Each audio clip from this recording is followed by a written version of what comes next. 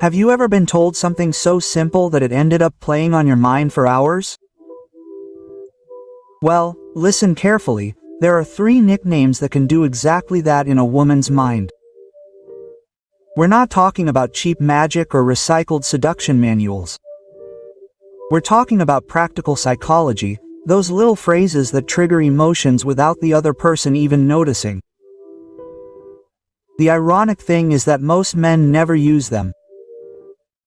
They prefer to repeat, "precious" or "my queen," as if they were supporting actors in an old soap opera. And of course, later they're surprised when she forgets them faster than the name of the last guest at a wedding. Imagine dropping a different word in the middle of any conversation. She smiles, keeps talking, but her mind has already gone into replay mode. Hours later, while she's having dinner or laughing at a meme, your phrase is still there, stuck like gum on a new shoe. That, my friend, is power. Epictetus said it, of course. It's not the things that affect us, but the opinions we have of them. In attraction, those opinions are born from the words you choose. Today I'm going to show you the 3 forbidden nicknames that generate intrigue, desire, and immediate connection. The third one is so powerful that it can stick in her head longer than her favorite song. Before we start, if this video brings you value, I invite you to subscribe and turn on notifications. Remember, knowledge without action is worthless. Let's get started. First, the hidden power of words. Have you ever wondered why certain phrases stick in your mind more than a Wi-Fi password? It's no coincidence, it's psychology. Language doesn't just describe reality, it molds it. And when it comes to attraction, a well-used word can have more weight than a year-round gym membership or a luxury car parked at the door.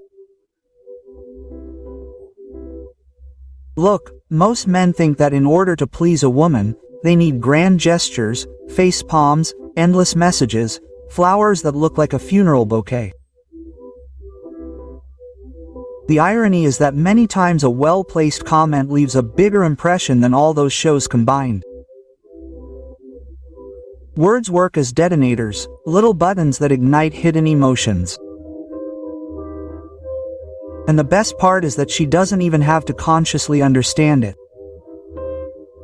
Have you heard the quote from Marcus Aurelius that says, "The soul is colored by the color of its thoughts"? Well, it's the same in relationships, but with words. What you say and how you say it colors the way a woman perceives you.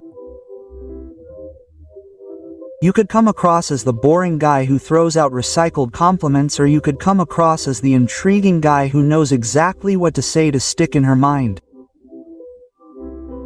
Think of it this way. When someone says something out of the ordinary to you, your mind stores it.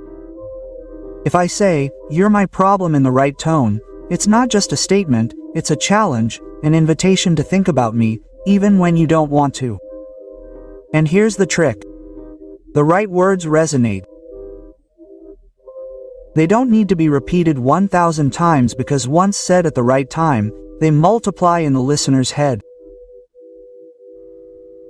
The most common mistake is using words without intention. It's like trying to start a fire by first wetting the wood.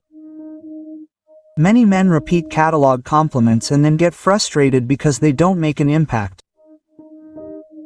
Do you really think you're so pretty? Is that going to surprise someone who's been hearing that since they first uploaded their first photo to social media? No, all you're doing is sounding like an echo chamber for everyone else. Using sparky words, on the other hand, is like leaving him an emotional notification. He doesn't need to check it, but he knows it's there. Epictetus summed it up well. It's not what happens to you, it's how you react to it. In this game, it's not the word itself, it's how you use it. So if you want to stop going unnoticed, start giving weight to every sentence. Don't just talk for the sake of talking, shoot with intent. Words aren't magic, but they can feel magical when you know where to aim. And trust me, once you discover the 3 nicknames that follow, you'll understand how a simple combination of letters can be more effective than any romantic speech from a cheap movie. Brace yourself, because what follows are not empty tricks, they are psychological keys that, if used correctly, will open doors that many men don't even know exist. First nickname, my problem. It sounds strange, I know. How can something so simple arouse so much interest? Precisely because it hits a very powerful psychological button, that of challenge. Women are not attracted to a man who melts in a second or one who seems like an emotionless robot. They are attracted to the guy who conveys, "You upset me, but I like it when you do." And that is exactly what you communicate when you say you are my problem. Imagine the scene. She smiles at you mischievously, makes a playful comment, and instead of saying the classic, "How pretty you are," you say with a wry smile, "No, you are my problem." Automatically her brain goes into detective mode. Why am I a problem? What does that mean? Did she like it too much? That intrigue hooks her more than any recycled calendar compliment. Marcus Aurelius said, "Difficulty is what awakens the mind." And in this context, the difficulty is you. You're telling her that she's not just another girl in your life, but someone who can throw you off balance. And trust me, that feeling is hard to forget. Of course, if you say it wrong, you can ruin it in seconds. Mistake number 1, blurting it out like a martyr, as if she's actually ruining your life. Congratulations, you just sounded like a dramatic teenager. Mistake number 2, parroting it. If you say, "You're my problem," every 5 minutes, all you're going to do is make her run away faster than if you told her about your childhood traumas on a first date. Mistake number 3, using it out of context. If she's telling you that her dog is sick and you respond with, "You're my problem," you basically come off as an emotional sociopath. The key is tone and timing. Use it in light-hearted situations with humor and confidence. Your expression should say, "I know I shouldn't say this, but I can't help it." That combination makes the nickname work like a little emotional hook. Think of it like a movie trailer. It doesn't give everything away, it just leaves questions hanging. And those questions are what keep her thinking about you afterward. Because let's be honest, what's more intriguing? Someone telling you how pretty you are, just like everyone else. Or someone insinuating that your very existence is a delicious problem that she doesn't know how to handle. Exactly. In the end, the nickname my problem isn't magic or witchcraft, it's psychology disguised as a joke. Used right, it puts you in the category of the intriguing guy, the one who's not easily swayed, but who admits there's something about her that disarms him. Used wrong, it puts you in the category of the dramatic clown. Well, the choice is yours. And if you think that sounds harsh, wait for the next nickname. That's where things get really dangerous. Second nickname, Dangerous Girl. The second forbidden nickname is Dangerous Girl. And mind you, it doesn't mean she's a movie villain or that you should run away to protect your wallet. It means that it awakens in you a mix of attraction and delicious distrust, like that dessert that you know is fattening, but you still want to eat. In the female mind, this phrase works like a mirror. It tells her that she has a mischievous charm, something intriguing that not everyone can see, but you do. And believe me, that gives her power. Picture this. You're talking, she makes a dirty joke or looks at you with that expression that clearly hides mischief. Instead of reacting with a, "What are you?" you say with a playful tone and a wry smile, "I don't know if I should trust you. You have the face of a dangerous girl." Boom. You automatically give her a VIP pass to her most flirtatious version, because guess what? No woman wants to be seen as predictable. They all want to feel like a mystery to decipher. Epictetus said, "A man is not disturbed by things, but by the opinion he has of them." And here you apply it the other way around. It doesn't matter if she's a lawyer, a teacher, or a professional gamer. What matters is the opinion you convey with that phrase. You turn her into an exciting challenge and that activates her playful instinct. But be careful, because if used incorrectly, this nickname can turn you into the clown of the date. Mistake number 1, saying it with fear. If you say it with a shaky voice, it sounds like you're actually accusing her of being part of the Russian mafia. Mistake number 2, using it out of turn. If she's telling you that she failed a test, the last thing she wants to hear is that she seems dangerous. Mistake number 3, taking it too seriously. It's not a police report, it's a playful wink. The magic is in how you say it. Your smile should convey, "I know you're hiding something and I love taking risks with you." That light irony invites her to play along. If she responds with a dangerous like and a mischievous laugh, congratulations. You've activated her seduction mode. At that moment, the conversation stops being flat and becomes a playful duel. Think of it like when you see a sign that says no touching. The first thing your brain does is want to touch. Calling her a dangerous girl is like putting that sign in front of her. You're giving her the off-limits label, but with the catch that you're the only one bold enough to challenge her. And what do you think happens? She wants to test you. In short, this nickname is not a common compliment. It's a challenge in disguise. If you use it with confidence, she'll remember it because it's not what she hears every day. If you use it wrong, you'll come across as a novice trying to sound interesting. So use it well and get ready, because the next nickname is not just a challenge, it's temptation incarnate.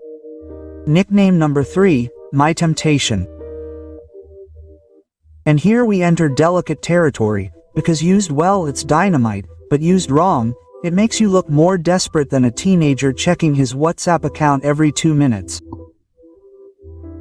Calling a woman, my temptation, isn't just a compliment, it's an acknowledgement of power. You're telling her that no matter how much you try to maintain control, she'll effortlessly break it, and that, my friend, inflates her ego like a birthday balloon. Imagine you're on a date, there's silence, strong eye contact, and you blurt out in a serious but flirtatious tone, "I knew seeing you today was a bad idea. Now I won't be able to get you out of my mind, you're my temptation." Boom. Her brain automatically goes into devil mode, because everyone, even the shyest of women, has that flirtatious side that awakens when they feel irresistible. Marcus Aurelius said, "True power is in self-control." Quote. And right here you tell her the opposite, that she rules over you, but you do it with style, without begging, without sounding needy, simply by admitting that her magnetism overwhelms your self-control. That puts her on a pedestal, but mind you, a pedestal with humor, not drama. Of course, if you drop it at the wrong time, you ruin the magic. Mistake number 1, saying it too soon. If you say it in the first conversation, she'll think you're falling for her faster than someone with unlimited credit and zero self-esteem. Mistake number 2, using it without prior tension. If the conversation is about taxes or her grandmother's recipe, my temptation will sound as out of place as proposing in the group chat. Mistake number 3, sounding needy. It can't sound like a plea, it has to sound like a game. The key is subtlety. A confident man doesn't shout his desire, he hints at it. And that hint creates more impact than any dramatic statement. My temptation is like a controlled fire. It lights up, it warms, but if you handle it wrong, burns you. Think about the times you tried to sleep early and ended up watching videos at 3 in the morning. That's temptation, something you didn't plan on, but you enjoy anyway. By calling her that, you're telling her that she's your favorite weakness. And trust me, no woman forgets a man who makes her feel that way. In short, this nickname works because it activates 3 things at once: her ego, her desire to play, and her sense of power over you. But the difference between sounding irresistible and sounding pathetic depends on you. If you say it calmly, mischievously, and at just the right moment, you'll leave an unforgettable impression. If you say it wrong, well, you'll end up being remembered as that weirdo who didn't know how to measure his words. And if you think you've got everything you need by now, wait, because the most important thing isn't the nickname itself, but how to integrate it into the conversation so that you don't come across as a self-help manual on how to integrate nicknames without coming across as forced. Now that you know the 3 forbidden nicknames, the big question is, how do you use them without sounding like a low-budget soap opera actor? Because let's be honest, there's nothing worse than a man who memorizes phrases and spouts them off like he's reading the menu for the day. Seduction isn't about repeating magic words, but rather integrating them naturally, as if they were part of your personality. The key is in the context. It's not about throwing out my problem in the middle of a serious discussion, or saying, "Dangerous girl," while she's telling you her dog is at the vet. That's about as awkward as proposing at a McDonald's drive-thru. Nicknames work when the mood is light, when there's chemistry, and the tone of the conversation allows for a playful twist. Think of them as spices in a recipe. A pinch of salt enhances the flavor, but throw in a pound and you ruin the dish. Same here, a nickname used well makes you unforgettable, but repeated meaninglessly makes you the annoying guy who doesn't take social cues. Seika used to say, "Nothing says wisdom like patience." And this applies perfectly. It's not about using nicknames every 5 minutes, but waiting for the right moment, reading the signals and launching them calmly. Because patience in seduction is not passivity, it's strategy. Another common mistake is using them without conviction. If your voice sounds like you're asking for permission to breathe, forget it. Confidence is not negotiable. A forbidden nickname should sound like a knowing wink, not a disguised plea. And here comes the most important thing. Don't depend on them as if they were your only weapon. They are a resource, not a lifeline.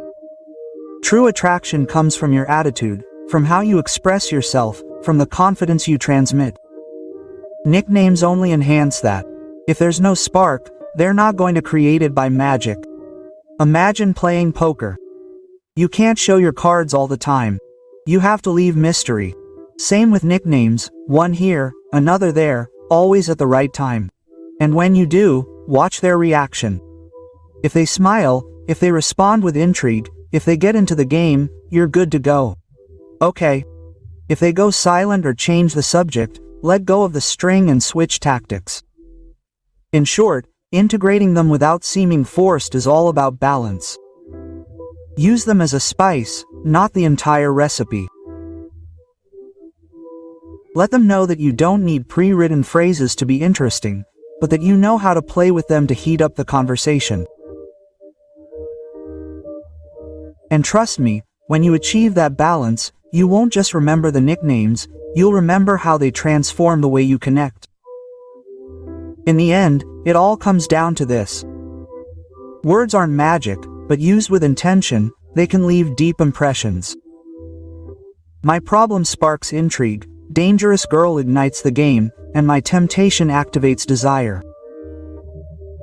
It's not just what you say, it's how you say it, when you say it, and the attitude that underpins it. That's the real difference between going unnoticed and sticking in someone's memory. Now I want to hear from you.